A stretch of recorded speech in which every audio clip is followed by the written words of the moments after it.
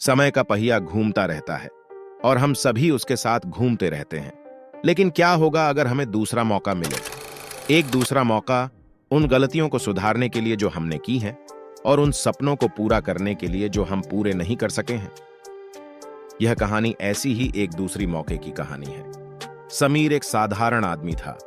वह एक बड़ी कंपनी में काम करता था और उसकी एक पत्नी और 2 बच्चे थे। वह अपनी जिंदगी से खुश था, लेकिन वह हमेशा से ही कुछ ज्यादा चाहता था।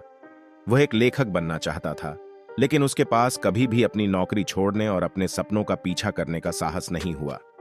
एक दिन समीर को एक घड़ी मिली। यह एक पुरानी घड़ी थी और इसके हाथ हमेशा 10:06 पर होते थे।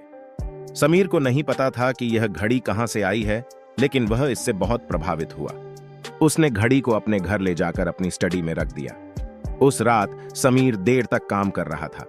वह अपनी नई घड़ी को देख रहा था जब अचानक घड़ी के हाथ 10:07 पर चले गए। समीर चौंक गया। वह अपनी घड़ी को रगड़ने लगा, लेकिन हाथ नहीं हटे। अचानक समीर को नींद आने लगी। वह अपनी कुर्सी पर ही सो गया। जब समीर उठा तो वह हैरान रह गया। वह अपने बचपन के घर में था। वह फिर से 10 साल का था। समीर को समझ नहीं आया कि क्या हो रहा है। वह भ्रमित था, लेकिन वह खुश भी था। उसे दूसरा मौका मिला था। समीर ने अपने दूसरे मौके का पूरा फायदा उठाया। उसने अपनी गलतियों को सुधारा और अपने सपनों को पूरा किया। वह एक लेखक बन गया और उसकी किताबें बहुत लोकप्रिय हुईं।